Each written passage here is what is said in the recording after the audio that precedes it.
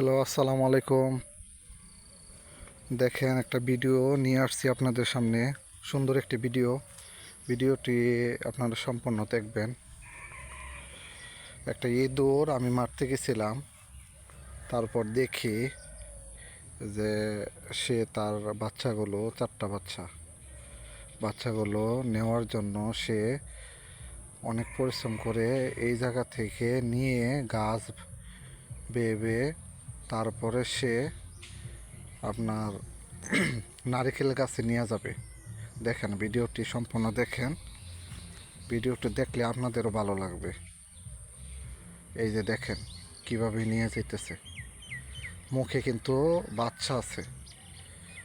একটি একটি করে চারবার সে বাচ্চাগুলো নিয়ে নারিকেল গাছে বাসা বাঁধছে, নতুন একটি বাসা।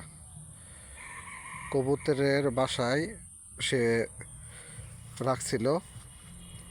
আমি কবুতরের বাসা তো ভেঙে দিছি কবুতরের জন্য, এই কারণে সে নিয়ে গেছে।